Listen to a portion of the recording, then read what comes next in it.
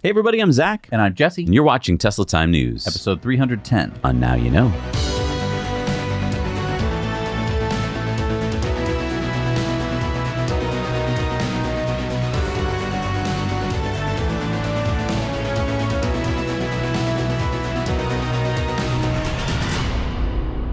And you know, we're brought to you by our awesome Patreon patrons. These are the people who help bring you independent news every week because they went over to patreon.com/nowyouknow and they signed up for at least the $1 a month perk where you can see all of our Patreon bonus stories. So go check it out.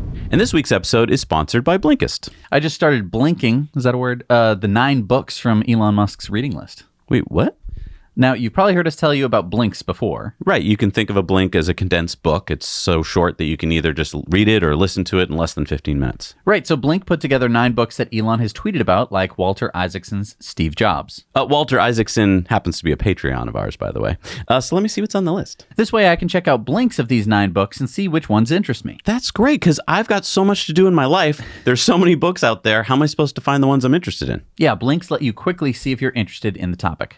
Exactly. In the time it would take me to just get through like one regular book, I can absorb the key ideas in a blink and then go read or listen to more if I find that person or topic super interesting. With Blinkist, you have access to over 3,000 titles, even when you're offline. And Blinkist also offers full-length audiobooks. Premium subscribers get special member pricing up to 65% off the regular retail price. The first 100 people to use our link are going to get unlimited access for 1 week to try out Blinkist. You'll also get 25% off if you want to try the full membership. And the 7-day trial is completely free. You can cancel it anytime during that period. So if you've been following along with us at home over the past few weeks, you may know a little bit about the Inflation Reduction Act, which rolled out onto the scene after much deliberation when West Virginia Senator Joe Manchin halted the Build Back Better bill. We had talked to our buddy Mike Tidwell of the Chesapeake Climate Action Network, who basically told us what was going to happen, but back in June. Yeah, and like he said, it was going to be close, and certain aspects were going to be negotiated and changed. Of course, earlier this month, the Senate passed this bill,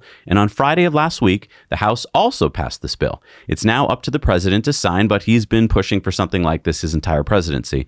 Included in the Senate's version, though, is an additional $3 billion to electrify the USPS fleet. Remember, the Postmaster DeJoy first proposed a small percentage of the USPS fleet would be EVs. Then as more people stepped up and made noise, the USPS raised that to 40% of the fleet and said it could cost up to $3.3 billion to electrify the entire fleet.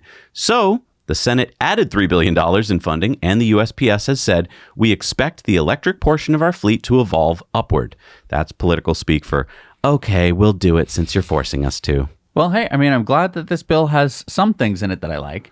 Yeah, and I mean, maybe it's because of the noise we've been making. Yeah. I'm really looking forward to seeing electric postal trucks pull up in front of my house. This time I just won't know when they're there because they'll be so quiet. But it's not all peaches and roses. The new bill, while resurrecting EV tax credits for Tesla, Toyota, and GM, is introducing new stipulations for which vehicles and people qualify for the credit. Namely, it only applies to vehicles which go through final assembly in North America, cost under $55,000 for sedans, $80,000 for SUVs and pickups, and only applies to those who make $150,000 or $300,000 per year for single and married filers, respectively. So that means if I wanted to buy a Rivian or a Hyundai because they're foreign, or a Lucid, too expensive, I wouldn't get the credit? Well, there is a transition rule, which is on page 393 of the bill, which states solely for purposes of the application of Section 30D of the Internal Revenue Code of 1986, in the case of a taxpayer... Okay. All right, no. English, please, English. Oh, if you have a binding purchase agreement, you can take the old credit, but only if you sign that purchase agreement before this bill is signed into law, which could be happening as we speak. Wait, don't you have a reservation for the R1S? Doesn't this mean that in order to qualify for the old credit, you need to sign a binding purchase agreement? I mean, how do you even do that? Well, Rivian sent me an email, and I was able to transfer the $100 pre-order I had towards the $1,000 reservation, making it an order under the new law. Although if you want to learn about your specific case, Electrek actually made a pretty helpful guide, which we'll paste down below. But if people don't sign the purchase agreement before the president signs the law, they will miss out on the credit? There are lots of EVs that don't qualify for the new credit at the moment. So yeah, in a lot of cases, this is the only option to get the credit. Should people be worried about signing binding purchase agreements for cars that they won't be picking up for potentially a long time? Yeah, that's a really good point. Some of these cars may never even make it to fruition, and they may not be exactly what you thought they'd be when they do come out. So I don't know what to tell you. This is really tricky when laws change midstream. This is so specific specific to your case that you're going to need to do your own research. Sorry, guys. Well, speaking of ordering stuff, if you wanted to buy a new Model 3 long range, you're out of luck. Tesla has recently stopped taking new orders for the Tesla Model 3. What? I mean, that must be in some niche market you're talking about. No. Here in North America, you can't order one. It says it'll be available in 2023. Now, we don't know if that means that the car isn't available until then or ordering one isn't available until 2023. So could this have anything to do with the changes to the EV tax credit? Right. I mean, as we reported before, the Model 3 long range at the price offered would not qualify for the $7,500 federal tax credit. Right. The cutoff was $55,000 for sedans, and the Model 3 was priced at $57,990 before it was removed.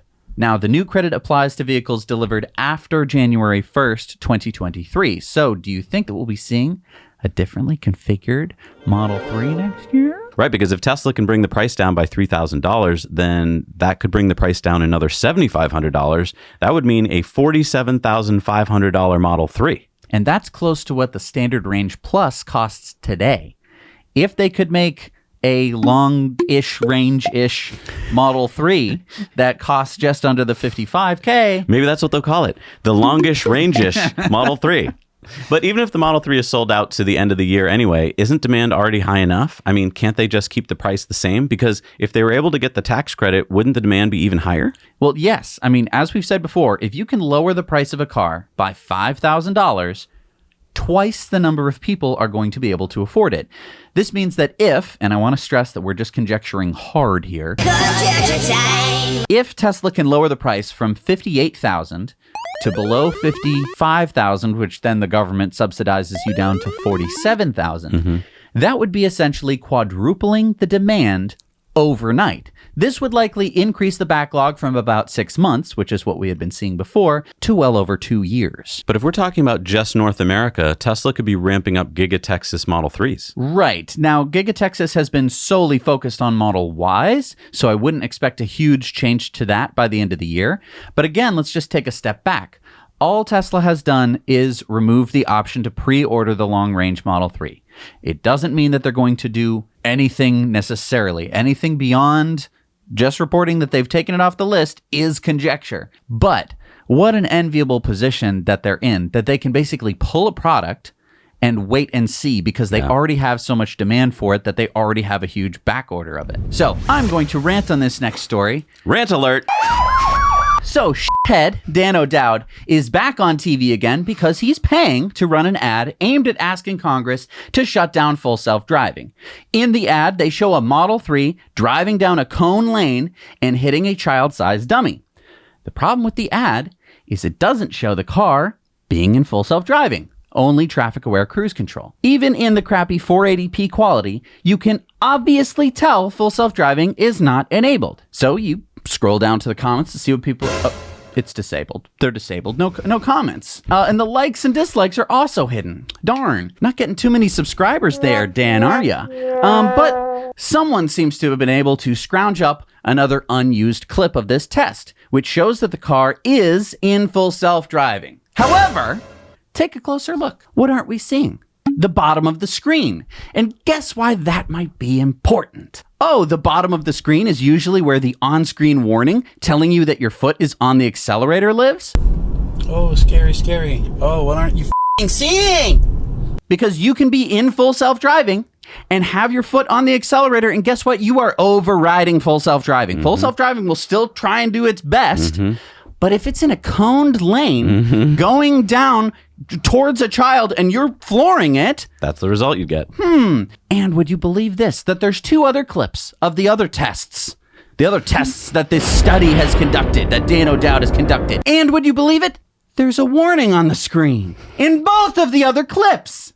But the video quality is so bad that you can't read what it says. Meaning that they were likely hitting the accelerator pedal or covering the cameras or doing something out of the ordinary to get this shot. Take the shot! But Jesse, just because Dan O'Dowd is only capable of decent video production when it's a misleading ad and not when it proves his point, it doesn't necessarily mean that he's wrong. And even if he was faking the clips, FSD could still be dangerous. Correct. But all of these clips prove the opposite. Okay, so wait, so these clips we're seeing are other people kind of testing out Dan O'Dowd's... Oh, they weren't even trying to test it out. People just ran out in front of them, and the cars didn't hit them like they did in their ad. So, f*** you, Dan O'Dowd. You're a lying sack of and I challenge you to a damn fist fight. Oh, wow. Wow. I think you'd win. I mean, he's a lot older, you know. I don't care. I just want to punch him in the face. Oh, man.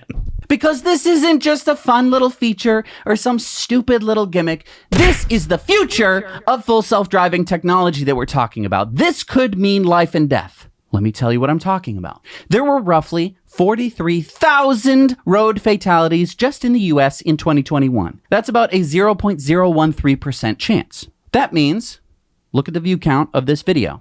Now divide by 8,000. So 40,000, that's 5 people who die. 60,000 coming up on 8. If this video hits 100,000 views, I am currently speaking to 13 people who will be dead within the next 365 days.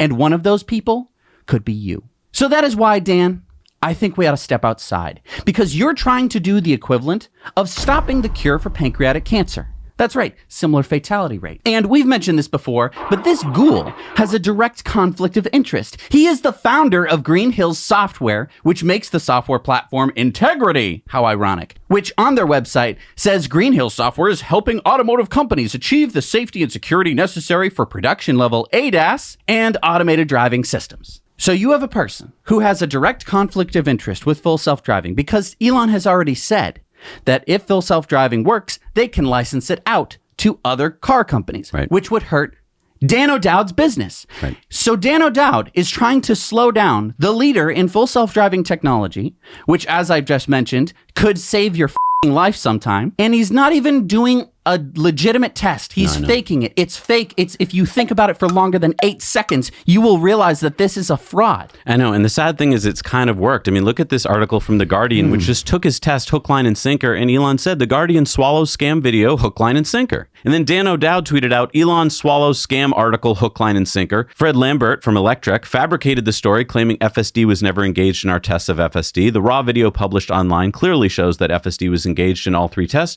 proving that FSD will mow down children. But, you know, Emmett Peppers pointed this out, quote, but they could only provide an affidavit from the driver who conducted the test, Art Haney, claiming in the sworn statement that he believed FSD beta was activated. Believed sounds sus to me. And I think this is why Elon should set up his litigation department and sue Dan O'Dowd. And Eva Fox said, this is not a joke, this is a scam. And Elon said, from real scam O'Dowd. I think this is why Elon tweeted out a while ago that he's trying to build up a department of good lawyers. And I think he should go after Dan O'Dowd and sue the pants off him. Okay, but Dan is just some guy who wants to spend millions of dollars to spread false information. It doesn't matter unless people listen to him. Well, it most certainly seems like they are. U.S. Senator Gary Peters of Michigan and Representative Jan Schakowsky are both Democrats who chair subcommittees overseeing NHTSA. They sent a letter to NHTSA to pressure them to recall Autopilot. In it, they cite every single case of bad news related to Tesla Autopilot and full self-driving, often confusing the two for one another. Now, there are a grand total of 5 examples of dangerous features and reports in their letter, 3 of which they admit in the points are already fixed. So 3 of the 5 bullet points that they have are things that are already fixed. One of the points, which mixes 2 separate and outdated findings together, are both over 6 months old and have already been fixed. Unbeknownst apparently to both lawmakers writing this letter who chair subcommittees on auto safety. Yeah, I think anyone willing to spend a few minutes ought to read this for themselves. It's only 3 pages long and really gives you a sense of how weak their evidence is. And here is perhaps one of the issues with American politics, in that it is much easier for politicians to devise a boogeyman out of dubious claims and half-truths, dress him up to look as scary as possible, and then point at him and scream until you can froth up an angry group of people and then get those people to re-elect you. It also doesn't hurt when you can take bribes from the companies that have been trying to stifle safety systems since the beginning of their industry. And look, there's a lot of people viewing this video right now. We have a lot of power. So get on your tweets, get on your emails, get on your phones, and call your representatives and tell them that you do not feel this way, that you know that Tesla is actually making cars safer. And the great part is that Dan O'Dowd actually gave you phone numbers so that way you can call up Congress and speak to them directly. Thank you, Dan O'Dowd. You can call them right up and say, hey, you've probably been hearing some stuff about this attack ad. Yeah, if you go through it, it's bullshit. Oh, and if you want to tell them how you know this is true, send them to our Clips channel. We've chopped this into a bite-sized clip so that they can see what we're talking about. And also, if you like Tesla and don't like Dan O'Dowd, hit the like button. That'll show them. So, we good? Get that out of your system? You feel a little better? Yeah, for now. Okay. But Dan O'Dowd, the offer stands, I guess. Yeah, offer stands. We were in Hawthorne, California when Elon unveiled the Tesla semi-truck in 2017, remember? I do. And remember what drove out of the back of the semi-trailer? The Tesla Roadster 2.0. At the time, Elon said that the Tesla semi-truck would begin production in 2019, and I ran over to the computer that was there, and I ordered both a Roadster and a semi-truck. Well, as we know, Elon isn't always spot on with his timing projections. It is now 2022, and the semi isn't supposed to arrive until next year. Hang on. Elon just tweeted this out last Wednesday. Tesla 500-mile range semi-truck starts shipping this year, Cybertruck next year. Do you think that we're high enough on the list to get ours? I doubt it. Hey, I doubt it. Probably Pepsi, which ordered 100, and Walmart, which ordered like 15, are going to get it first. Pepsi had announced that they were expected to get 15 of their semis by the end of this year. That was before the delay. So I'm assuming that they're going to get their trucks first, but we had to have been pretty high on the list because I was just minutes after they opened it. I would just ask Tesla to honor the order with which the orders were placed. Because look, we're not going to let it sit in a garage. We're going to get out there and get butts and seats in this truck. So Tesla, if you're listening, the best press you can get for this truck is to have Zach and Jesse driving it. So let's go to California, where the Tesla Model Y and Model 3 have taken the top spot. They are now the number 1 and number 2 best-selling vehicles in all of California. The California New Car Dealer Association, or CNCDA, just released their Q2 2022 numbers, and boy, it must irk them. I mean, they're representing car dealers after all, and Tesla doesn't have any of those.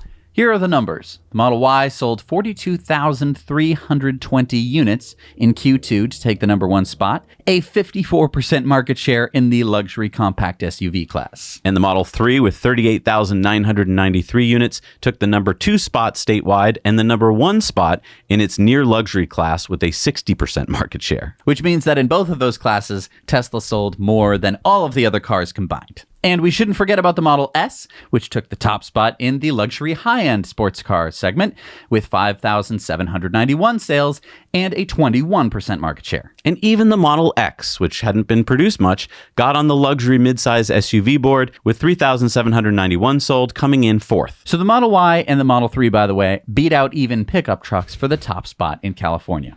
EVs now account for 15% of the California auto market versus 7% for the US. And I think this is really important because a lot of YouTubers I've seen are like, well, EVs only make up like 1% of the cars. And it's like, no, look at your numbers. They're rising so fast. Yeah, I mean, take a look at this chart from the CNCDA. Yeah, blue are the BEVs. Look at how battery electric is finally overtaking hybrids. And this chart showing all the car brands in California. Only Tesla and Genesis saw growth in 2022 so far. Look at all the red from the other automakers. Chevy, Honda, Audi, and Volkswagen down more than 30%. Ouch. While Tesla was up over 80%. Now, we've been talking about this since we started Tesla Time News 6 years ago. And so many people didn't believe us. We used to get so much pushback. Big Auto will come out with Tesla killers and eat Tesla's lunch. Looks like all they're eating is Tesla's dust. And the way California goes is the way the rest of the country goes. So this is just a leading indicator of what's about to happen. So the CEO of Ford, Jim Farley, was at a press event last week announcing some cool stuff, like the fact that Ford, with its partnership with DTE Energy, will be adding 650 megawatts of solar energy in Michigan to make the Ford F-150 Lightning assembly with 100% carbon-free energy. Tip of the hat, Ford. Good job, Ford. Jim said at the event, we're really on a mission at Ford to lead an electric and digital revolution for many, not few. And I have to say, the shining light for us at Ford is this beautiful Lightning made right down the road at Dearborn, right here in the state of Michigan, already the leader of all EV pickup trucks in our industry in the United States. Take that, Elon Musk. Take that, Elon Musk. No, he said that, not me. And then Elon responded, thanks, but I already have one. Okay, but now I just want to push back on this for a second. I don't think that Ford is actually the leader. And I'm not saying Tesla's the leader either. I actually think that, isn't Rivian the leader? By that argument, Rivian's produced more electric pickup trucks than Ford has so far. So yeah, wouldn't Rivian be the leader in electric pickup trucks? No, I mean, I'm sure there's 1,000 caveats that one could throw at me. And, well, the Rivian costs more. And I completely get that. But No, it's a good point. I mean, sure. Yeah. Tesla, hasn't made a single pickup truck that they've sold to anybody. Right. So, okay. Well, take that, Elon Musk, I guess. Take that, Elon Musk. Ooh, challenge. And speaking of Ford, there's been so much demand for the Ford F-150 Lightning, and Ford has such limited production that Ford was forced to stop taking orders a few weeks ago. Well, now Ford has configured prices and reopened its order page. What do you mean by reconfigured prices? Well, that was my nice way of saying that Ford raised prices by $6,000 to $8,500 depending on the trim. Oof. Okay, so let's see. We're getting the Lariat extended range. Wow. That went up by $8,500. Looks like it. Good thing we ordered when we did. Yeah, Marin Gajaj, Chief Customer Service Officer for Ford, says current order holders awaiting delivery are not impacted by these price adjustments. Yeah, that trim level won't qualify for the $7,500 federal tax incentive anymore. Looks like none of the extended ranges will. But the good news is that Ford has sold 4,400 Lightning so far and has raised the EPA estimated range on the base models by 10 miles to 240 miles. Ford says it'll hit a run rate of 600,000 units next year. Ford is also second now in the U.S. in EV sales with 10.9% market share behind Tesla's 70% market share. Now, did I also see that Ford is offering new colors? Yeah, Ford has added 2 new colors, Avalanche Gray and Azura Gray, replacing Atlas Blue, Ice Blue Silver, and Smoked Quartz Metallic. There will also be Pro Trailer Hitch Assist, which Ford claims is an industry first, which will feature automatic steering, throttle, and brake inputs to make hitching trailers easier. Ooh, can we get that? Our truck is already in production right now, so I'm not sure if this is a software upgrade or something that we can get after delivery or something that has to be installed in the factory. I hope we get it because we are going to trailer it a lot. It's all right. I'm really good at trailering now, so it doesn't matter. Yeah, but remember how we got an update from Rivian that made it easier for you to back up and stuff with That's true. the trailer hitch? So I don't know. I'm hoping it's just software. But funny how Ford advertised it as adding 2 new colors when they actually took away 3. But they added 2 other ones. Right, but they took away 3. We That had more doesn't- choice before this. But they added 2 colors. And they took away 3. You gotta learn how to do this kind of stuff. Yeah, this is marketing speak. Hey, and if you want to talk all about whether Ford or Rivian or Cybertruck is going to take the lead, then you want to go over to the Cybertruck Owners Club. They help support the show. And there you're going to find a crowdsourced reservation tracker where you can find your place in line. There's all sorts of discussion and community for Cybertruck enthusiasts and future owners. And you can check out their 3D configurator, which allows you to view the Cybertruck in any color, wrap, and logo. So maybe you want to see Avalanche Gray. So Ethan just reviewed the Possway e-skateboard over on Now Let's Review. Ethan loves longboards. Yeah, and you can tell because when he's showing this skateboard in the video, it's like beat up because he has tested these things like the max. To the max. So Yeah, he's already off-road, like range tested. he's wearing out the wheels on this thing. So you can really trust his review. I really appreciate that about Ethan, that he just wants to go ride all the stuff that we get. Yeah. So definitely go head over to Now Let's Review if you're interested at all about any form of electric mobility. We're trying to cover basically everything. Yeah, a lot of you probably don't even think about e-skateboards when you're thinking of e-mobility because there never was such a thing. But you really should check out his reviews because it's the kind of thing that you might really enjoy and they're not that expensive. So last week, Chinese tech giant Baidu was awarded permits from the Chinese government to operate their autonomous and driverless robotaxis in 2 Chinese cities. Baidu will deploy 5 fee-charging robotaxis in both the cities of Wuhan and Chongqing, where they can operate in designated areas between 9 a.m. and 5 p.m. Now, you may remember that Baidu's Apollo and Toyota's Pony.ai got permits to operate autonomous robotaxis in Beijing back in April, but those still had safety drivers in the passenger seat. And as we reported in January, Cruise got a permit from California to allow fully driverless rides on selected streets in San Francisco between 10 p.m. and 6 a.m. Since its launch in 2020, Apollo Go, which is Baidu's robotaxi service, has operated over 1 million rides in 10 Chinese cities and has not reported any problems. Baidu is now in talks with Beijing, Shanghai, and Shenzhen to get permits within a year to test fully driverless and unpaid robotaxis in those cities. The Chinese Ministry of Transportation just drafted new rules that appear to favor autonomous vehicles in easily controlled scenarios in low traffic situations. So, I mean, I think this really proves that autonomy is happening. A lot of people just don't know about this technology. And even those of us in this kind of bubble that do kind of think, well, that's still 40 years away. Look, it's not. I mean, even if you don't think that Tesla is the leader, which it is, autonomy will be a thing before you know it. Right. Even if you're thinking that like, okay, well, China, of course we haven't heard of any problems. And I agree with you. I just think that problems are actually good. Right. In a certain sense. I don't want anyone to get hurt, but that's how you learn. That's one of the best ways to learn is by failing. And I know, and that's the thing. They're out there testing them in real world situations in real cities with pedestrians and cars, and that's really what you want to be doing. So our friend Fabrizio has an update for us on the Tesla Model Y heat pump issue. What was that issue again? So Fabrizio and many, many other Tesla Model Y and 3 owners had issues with their coolant water pumps, making this humming sound, which is part of the octovalve cooling system. One of the water pumps right there. No, there are 2 water pumps for the cooling system, and one of them is making this terrible noise, which isn't supposed to do, in my opinion. Right. This was a year ago. So what has Tesla done about it? Well, let's see. Fabrizio has an update. Hello, Zach and Jesse. Fabrizio here with an update about the humming noise issue affecting randomly Model 3s and Model Ys produced in the last year. Well, we sent out our petition about 1 year ago to Tesla with over 100 signatures. And I must say that we have been completely ignored. So quite disappointing. And yet I still receive a couple of complaints every week on my website, modelYissue.com. So I assume the problem is still going on around.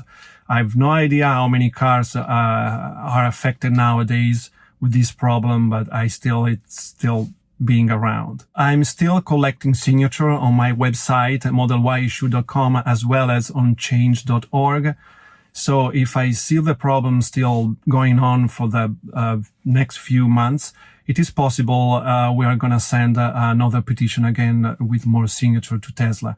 But my hopes that Tesla is going to fix this problem or even just acknowledge it are fading away pretty fast.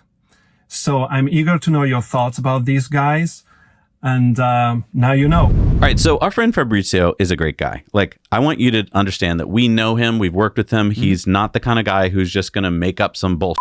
He's really loves Tesla. He's driven all of them. I think he's owned all of them. And he really wants Tesla to do well. And he's gotten hundreds of signatures on a petition. So this is not like a little problem that just happened to a couple people. And I know another thing you might be saying is, well, loud water pump. I mean, oh, boo-hoo, Tesla owners. That's not the issue here. We want to make sure that these cars are working. And all Tesla really had to do, in my opinion, was communicate properly. Tell owners what was going on. Tell them what they were finding, when things would get fixed. There has been no communication, as you just heard. And to me, that's what the Tesla. So if you're having this problem, go to modelYissue.com and make yourself heard. Yeah, we love Tesla, and that's why we're telling you about this, because we want Tesla to address the problem. That's how a company gets better. You don't just ignore all your customers. Because again, the way that Tesla sells their cars, you might be like, oh, it's through their website. No. It's through the cars that they have in the world. Right. Those things sell themselves. And if basically when it's parked, it's going to start making this weird noise, people are going to go, yeah, I'm not that interested. Or owners are going to go, yeah, I'm not going to show my friends because I'm embarrassed. And I mean, what if that means that it's going to wear out fast? Like, we just don't know. That's true. I don't know. We just need to have an answer, Tesla. So step it up. And thank you again to Fabrizio for doing the work that it takes to do this. So according to a new report from Grand View Research, they say that the global lithium market, which is worth $7.5 billion today, is up almost 10% from last year. Lithium prices are up over 400% compared to 2021. And surprise, surprise, they say that the U.S. lithium market will keep growing at a CMGR, or compound annual growth rate, of 11.9% a year through 2030. The Thacker Pass mine, owned by the Lithium Nevada Corporation, was approved by the Bureau of Land Management to start operations and should become the largest source of lithium in the U.S., producing 60 kilotons of battery-grade carbonate by 2026. We just interviewed Teague Egan, the founder and CEO of EnergyX, a startup making a new type of lithium refining equipment that I think you'll find very interesting, because as Elon said, lithium refining is basically akin to printing money. That'll be coming out on Fridays in depth, so make sure you subscribe and hit the bell notification button right down there so you don't miss it. And Investor Club members will be getting that episode a day early. Yeah, because Jesse and I own stock in Energy X. Disclaimer here. We think you might want to know why that is. So according to filings that have to be disclosed in Canada, don't you just love Canada's openness? Tesla is lobbying the government in Ontario, Canada to offer incentives for Tesla to open a gigafactory in the province. And if they're lobbying Ontario, I'll bet they're also lobbying Quebec province as well to see which will offer the best incentive package. So does this mean that Tesla's next gigafactory will be located in Canada? Well, Elon did say they're aiming for a dozen sites to reach 20 million vehicles a year, and he did kind of hint at Canada in the shareholder meeting a couple weeks ago. I'm half Canadian, so maybe I should, I think it does make sense to have a gigafactory near the East Coast, and so I wouldn't be surprised if one gets located near Toronto and another near like Georgia. Yeah, I was just kind of looking at the map there and drawing circles, and it's like, bing, bing, bing, bing, bing. Now, it must be tough as a company that is production limited to decide when to start taking your products for your own use as opposed to selling every last one available to your customers. Yeah, you're talking about Tesla, of course, and the news out last week that at a Tesla Energy Company meeting, a manager confirmed that Tesla will now be electrifying their fleet vehicles to Model Ys and Model 3s. According to Electrek, this manager said, "We've been doing a great job working with our vehicle teams to get us into some Model Ys. We already got the first batch deployed across the country in different offices, and our plan is to continue electrification for getting Model Ys and Model 3s to replace every vehicle that they can one for one. Looking over the course of this next quarter, we're really going to start getting rid of the Chevys we have in our fleet and some of the Sprinter vans and other vehicles where applicable to replace them with Model 3s and Model Ys so that when we install at our customers' houses, we are showing up with a fleet of Teslas." Two things here. This is awesome. Yep. I think that showing up in an electric vehicle is exactly what Tesla customers are going to want to see.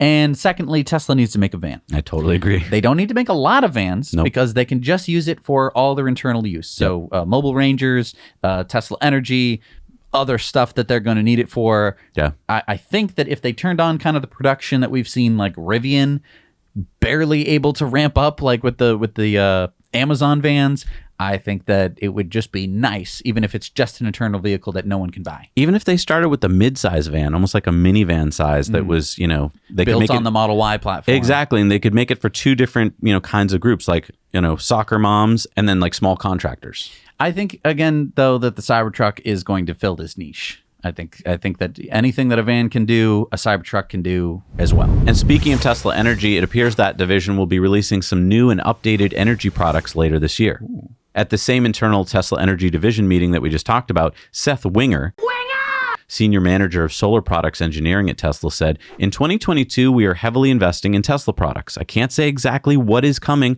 We want to maintain confidentiality, but across the board on PVs, on solar roof, on Powerwall, look forward to greatly improved installation efficiency, aesthetic, and product performance." So what are some of the new and updated products? I gotta know.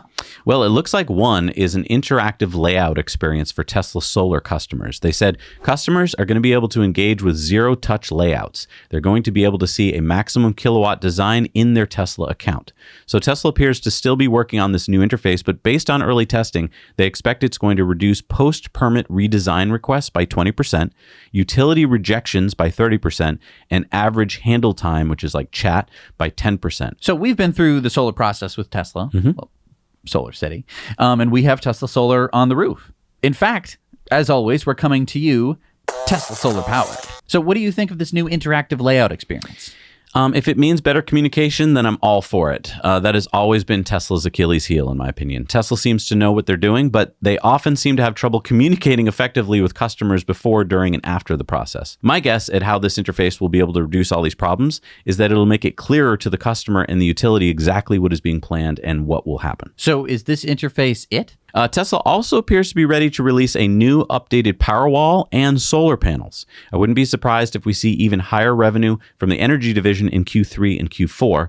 Remember, Q2 energy revenue was the highest it's been in 4 years, almost $900 million.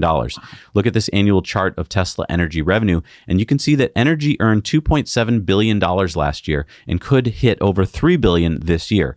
Not as sexy as the $47 billion that the auto division brought in last year, but still a fast-growing division. And remember that in 2019, Elon said that Tesla Energy could be as big, if not bigger, than their auto division eventually. And, we haven't seen Tesla Solar Roof being deployed en masse. Like, I think that once they get that product to the point where they can really roll it out and ramp it up, that's when we're going to start to see these revenues go even higher than where we are today. San Diego-based Aptera, which is producing the three-wheeled electric solar 1,000-mile range vehicle, just tweeted pictures of their new Gamma version. And you can take a look at the interior there. Yeah, so it's got a binnacle and an infotainment screen, similar to the minimalist Model 3 and Y. Now, what's Gamma? So Alpha, Beta, Gamma, Delta. Oh, I always put Delta first. Okay, Gamma's third. Okay, so yeah, they're going to be coming out with one more version, I believe, before they go to production. And so we're getting closer. And I'm just really excited to see this interior because they're following the leader, which is Tesla. They're not reinventing the wheel here. They're going for what really works, which is this really cool layout. And Apterosaurus Rex asked, is it just me? Or does it look like there's enough headroom for a shack in there? And Aptera said, it's very roomy inside. Yeah, so I'm excited. I want to hop in one and check it out. Me too. Let's go to San Diego. Let's do it. So I think one thing I've been pretty bummed about with our Rivian R1T is that it doesn't have tank turn. You know, that was supposed to be a mode where we could spin the truck around using the four motors. Right. Rivian canned that feature just a little bit before the R1T's release. But don't worry, Rivian seems to be developing a new feature, front dig mode. What? How's that supposed to work? Well, at this point, it's just a patent, the abstract of which states, while operating in the front dig mode, forward torque is provided to the front wheels of the vehicle. Further, resistance is applied to forward rotation of the inner back wheel of the vehicle. Yet further, forward torque is applied to the outer back wheel of the vehicle. What? So basically, if you want to make a tight turn on loose surfaces, you would be able to turn the wheel all the way in the direction you want to go. Okay. Then the front wheels will pull the car in that direction. Okay. However, the rear wheels will kind of act like a tame tank turn. Okay. Pulling the truck in a tighter turn than normal. Basically, you're going to be slowing down the inside tire and speeding up the outside tire, which if you know anything about differentials is like what the tires are supposed to do anyway. Like the outside wheel spins more than the inside wheel during a turn. So in a typical tank turn, you don't turn the wheel. Right. The front wheels are facing forward because the whole thing is turning like a tank. In this case, it's like, I don't know. Did the half tracks, did they drive like this? You'd have the front wheels turning, and then the back tracks must have had to do a tankish turn. But why not just do a tank turn? What is this? Keep it safer because your front wheels are already guiding the truck? Nothing is going to be slipping as much as I mean, obviously, a tank turn means all four wheels are slipping and the truck is spinning. And as we've talked about before, it would just fall off of. But I mean, Rivian just gave me an update last night where I could have auto lowering and raising of the car, which is super awesome. Great. But like it took them months to get that. Sure. Why work on this? Shouldn't they be working on things like that, which are useful? Is this useful? I think that it could be useful on like mountain switchbacks and stuff like that. I think it's nice to have kind of a gimmick to replace tank turn, which was like the ultra gimmick. It's such a gimmick that you can't even use it safely. This is going to be a lot more useful, I think, when you're trying to make like a really, really tight turn. So we discussed Automotive, the Israeli startup, a couple weeks ago on an Investor Club bonus story. We reported on how was partnering with Morgan Olson and EAVX to make an electric cargo van on top of electric powertrain, the P7 Proxima electric van powered by Well, now has unveiled the P7B, all-electric box truck, which designed and built by itself. Now, disclaimer, Jesse and I own stock in and we are not financial advisors, and this is not financial advice. Do your own research before investing because investing involves risk. So this is a little confusing because the names are similar, and you also said that they redesigned it. No, designed and built it. They didn't redesign it. No. They designed it. Right.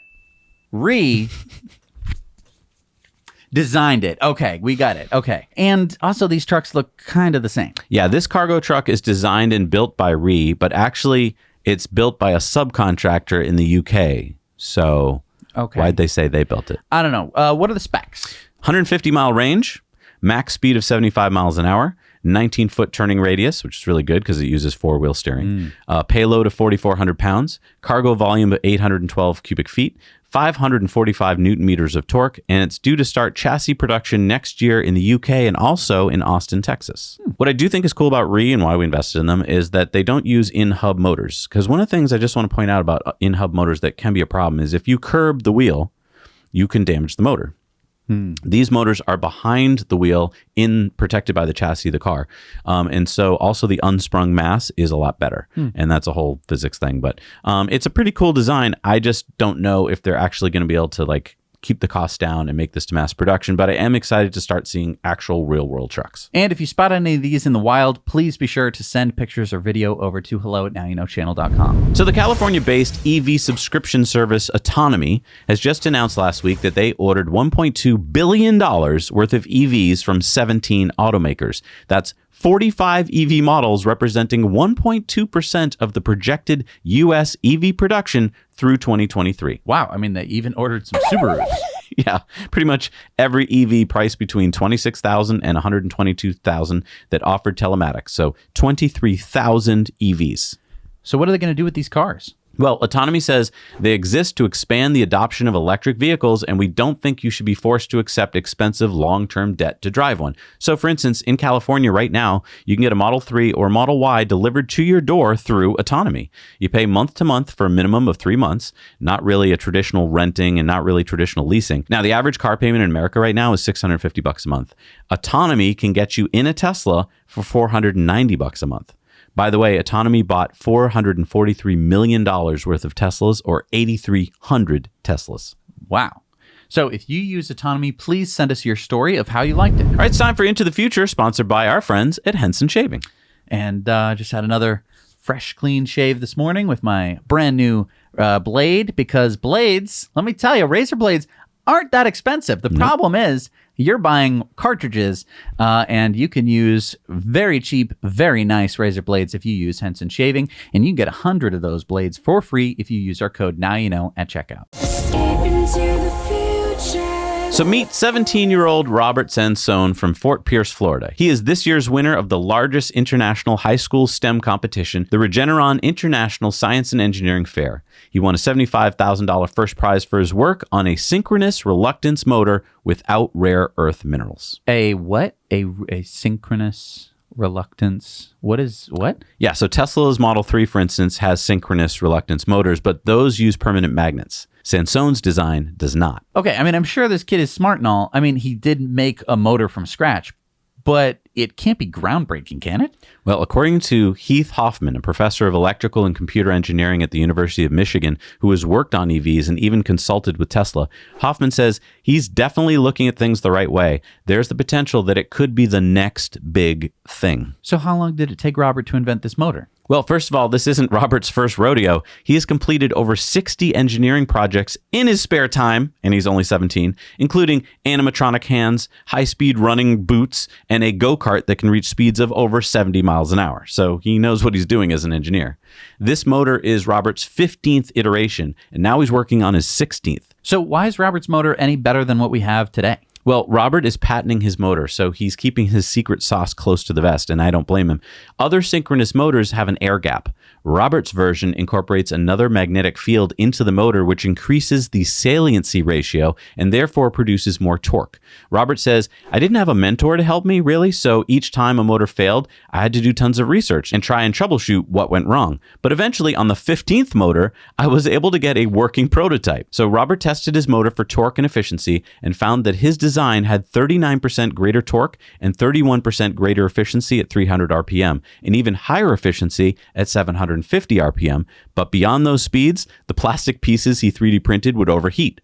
He validated his results in a second experiment. Wow. So, I mean, Robert is a rising senior and he wants to attend MIT, and he says that he hadn't originally planned to enter the competition, but when he learned that his high school classes allowed him to complete a year-long research project, he took the opportunity to keep working on his motor. And thank goodness that they did, because that sounds like this could be groundbreaking. Yeah, Robert says rare earth materials in existing electric motors are a major factor undermining the sustainability of electric vehicles. Seeing the day when EVs are fully sustainable due to the help of my novel motor design would be a dream come true. So, I mean, just imagine when Robert gets a mentor. Yeah, I mean, this is exactly the type of person Elon is looking for. Wow. Maybe skip college and go right to work at Tesla. What do you need college for? All right, it's time for Going Green. And you know, Artemis 1 is set to launch this month on August 29th. So we decided to do something special. Artemis August. For the entire month of August, you get 5% off every order when you use the code Artemis1. And you'll love our new Carina Nebula mousepad, inspired by the new James Webb Space Telescope. Yeah, in fact, I just ordered you one. It should be coming in the mail. Oh, finally, you get this cool one over I here. know, so you'll have one too. And you can be excited because we plant multiple trees for every order, and we help cap methane spewing abandoned oil wells with the Well Done Foundation, making your purchase carbon negative. Start positive conversations today with carbon negative products at EcoWare. So Monarch Tractors is a startup making electric autonomous farm tractors. Yeah, we interviewed their C-suite last year as they came out of stealth mode. You can check out our in-depth on Monarch Tractor here to learn more about this compelling electric tractor. But the news this week is that the largest electronics manufacturer in the world, Taiwan's Hon Hai Technology Group, better known as Foxconn, just signed a manufacturing contract with Monarch to build their tractors at the 6.1 million square foot facility in Ohio that they acquired from Lordstown. Remember that Lordstown Endurance pickup truck? Which we're on pre-order for. Will also be produced by Foxconn there, and they should be rolling out in the second half of this year, along with Fisker's Pear EV. Man, what are they not making at this factory? They're making trucks, they're making SUVs, and they're making tractors. Yep. Monarch is currently working on production of their Founders Series tractor at their Livermore, California facility.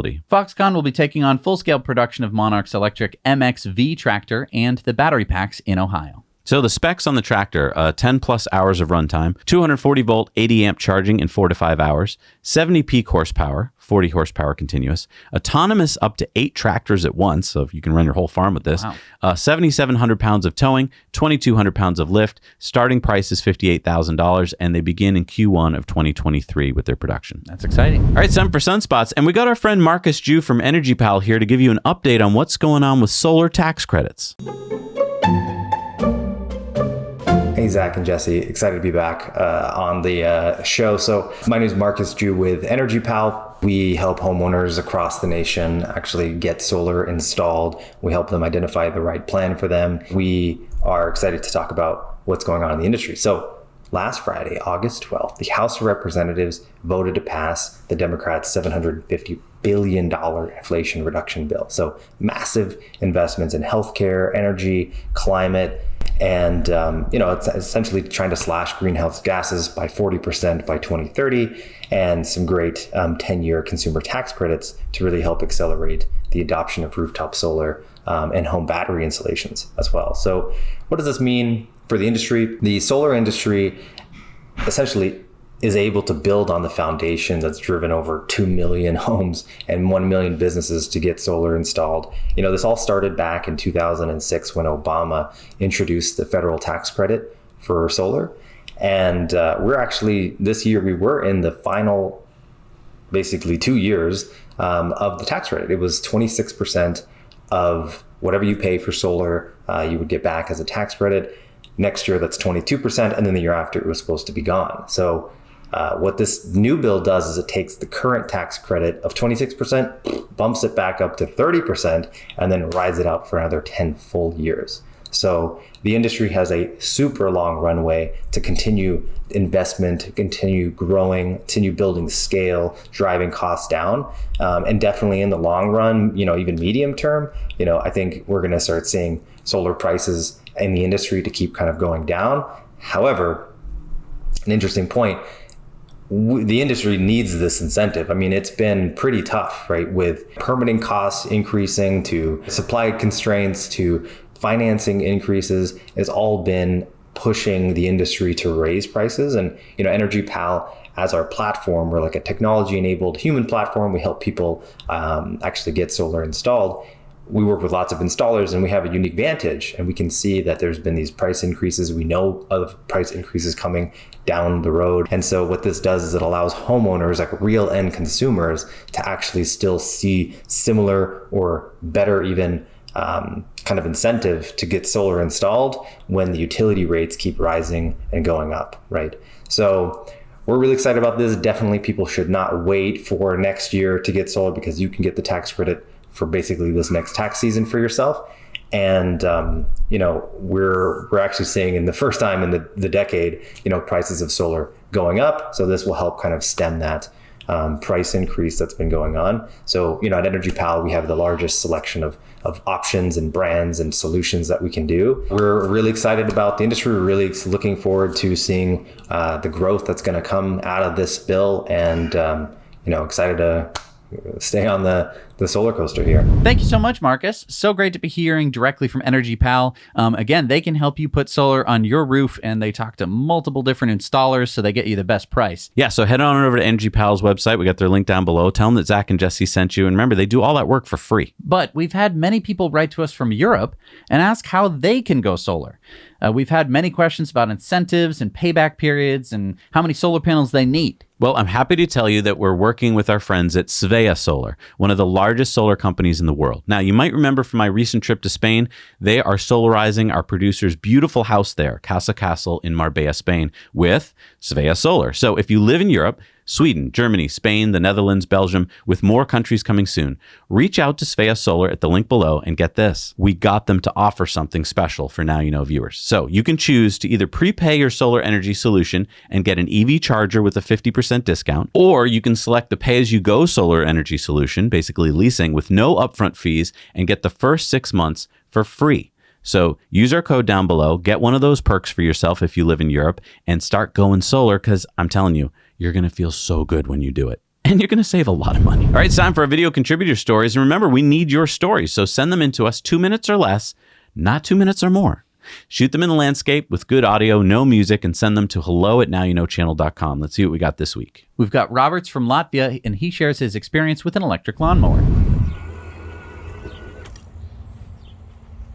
Hi, my name is Robert, I'm from Latvia, and this is my new lawnmower. It's very quiet, and this is DLM 533.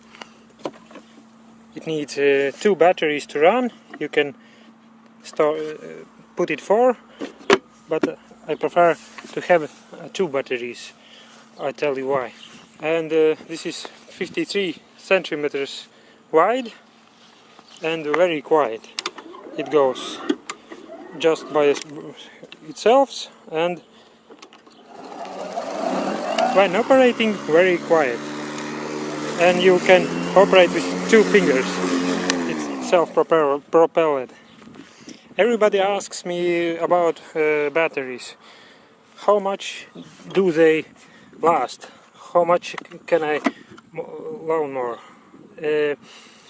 This is a set with 4 5-amp-hour batteries, and I usually tell them then that you need only 6 batteries. The frame is from aluminium, never rust. It's very, very thick. For this lawnmower set I paid 1,000 euros. I think it's worth it. In set we have 4 batteries and dual charger 1. But like I said, you need 6 batteries to do the job infinitely. I have backyard with about 2,000 square meters, and this can take it well. Now you know.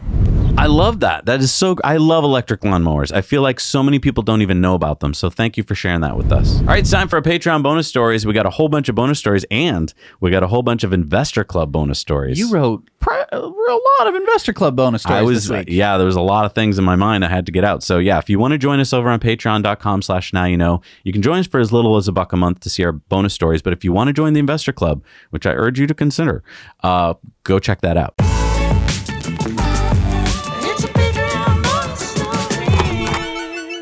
All right, we're back from our Patreon bonus stories. It's time for our shout outs. These are the important people who support us every week for $5 or more, and they get their names in the end credits. Who do we got? We got Ralph, Steve and Crystal J, Morgan Agnew, Aaron Leach, Jamie Von Teese, Luke Portway, Ken Spies, and Jason Marty. Thank you so much for supporting us. We can't do this show without you. Now, we do polls every week, and if you want to join our polls, head on over to patreon.com, join us at the $2 level, and you can enter your answers. What do we got for our poll this week? Are you worried that Elon sold $6.9 billion worth of shares of Tesla? And most people are not worried at all. Oh, that's good. So Yeah, let's go to the tweets where we actually learned about this. First tweet from Joe. Dems poised to make IRS larger than the Pentagon, State Department, FBI, and Border Patrol combined. Elon says, seems high. Maybe invest in automation? And then this meme, fate loves irony, when the country that revolted over taxes hires 87,000 new IRS agents. And Sour Patch Lid says, they're not going after you, they're coming for us. Elon said, true. I already get audited every year by default. Can you imagine being audited every year by the IRS? No. Look, can we hire 87,000 teachers or 87,000 anything but IRS agents? God.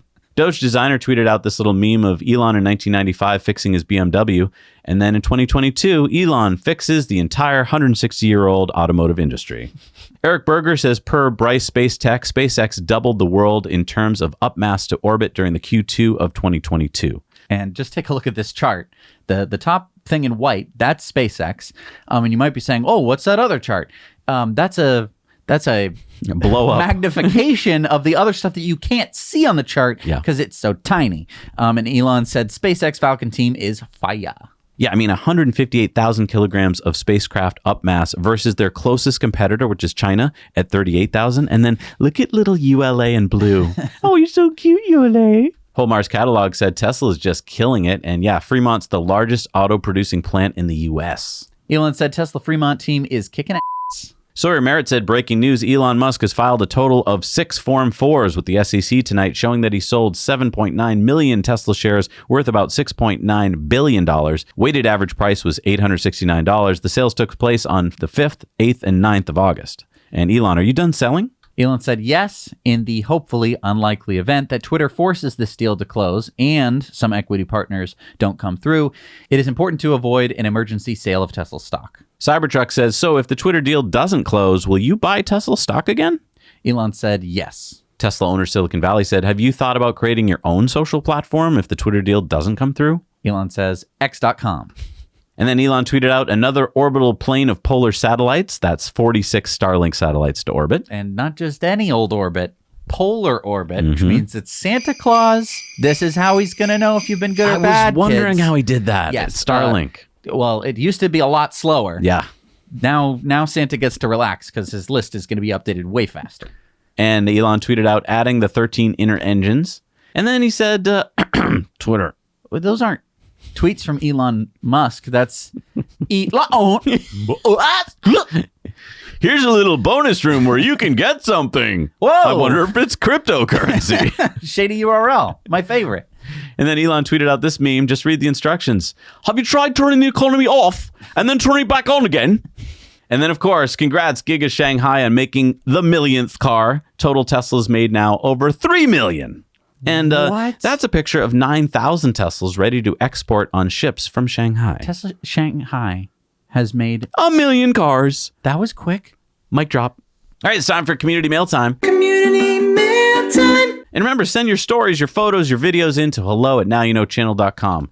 Carlos wrote in to say, not sure if this is something new or not, but something I noticed at the Tesla annual shareholder meeting I attended was Tesla's destination chargers that had a J1772 plug. They did have the destination chargers with the Tesla plug as well. So like Joe from Smart Charge America was showing us, these are the new Tesla wall connectors with the J1772 plugs that are really sleek. And they have the same features as the regular Tesla wall connectors, meaning that you can put a bunch of them all on the same circuit and they'll power share, as well as I think that they could start to charge people for electricity. They just need the Tesla app.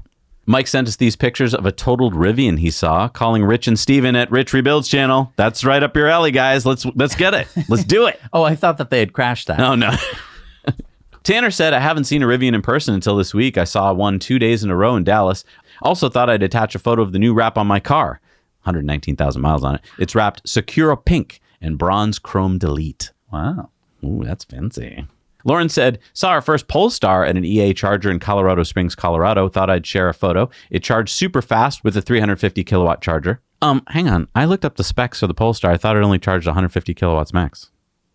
I don't know. She said, also spotted a Ford e-Transit owned by Walmart at the same charger. I was kind of surprised to see them using the EA charger in front of Walmart versus having their own plug and somewhere hiding out in the back. Funny side note, in normal fashion for EA, 3 of the 6 stations were not working at all, and the other 3 had reduced power.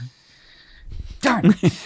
Doug sent us this article from Drive Tesla Canada about Tesla fixing the squeak on the upper control arm proactively. It involves sealing the upper control arms with a urethane paste. Tesla says on certain Model 3s, Ys, and Model X vehicles, there may be a water ingress path to both front upper control arm ball joints that over time could possibly lead to surface corrosion on these ball joints. This may result in a creaking sound coming from the front suspension when steering at low speeds under high loads. This is exclusively an NVH condition only and does not result in premature failure of the ball joints. So I could have just kept driving. Could have just squeaked a lot. Just like super squeaky ball joints. Okay, so it's cool that they can proactively fix it. I wonder if they're going to be contacting people and come on in. We'll goop some urethane sealant on those. And Sean sent us this Lucid mobile service van he spotted at Layton, Utah. He says it has been in the same location for 3+ weeks. I drive past it 3 or 4 times a day. It's there every time. Have yet to see a Lucid car in the state. Well, they're ready though. Sean, they're ready. They live there, and they're ready to go at a moment's notice. I hope they're not fixing a car there. Maybe it's, I don't know. Hey, good morning, Steve. I'm going to head out to the car in just a minute. All right, it's time for Supercharger reviews, and this is where you get to go out and review Superchargers in the wild. Let's see what we got. Hey, Zach and Jesse and everybody. I am doing a Supercharger review, take 2. Hi, it's Lex. I am at the Pearl Ridge Mall on Oahu in Hawaii. It is the first Supercharger. There are 6 stalls, version 3, so 250 kilowatts, and we've got food over there. You walk over there, but this is the only Supercharger, one of the only Superchargers in Hawaii. There's 6 spots. I am here, even though I don't normally supercharge, because they have time of use hours, and off-peak hours are 29 cents a kilowatt hour, which is significantly less than the 42 cents I am currently paying at my house. So I hope you guys enjoy it. I'd give it, now that they've reduced the price a little, an 8 out of 10. It is the only Supercharger on Oahu. And there's food up in the mall. This is off-peak, though.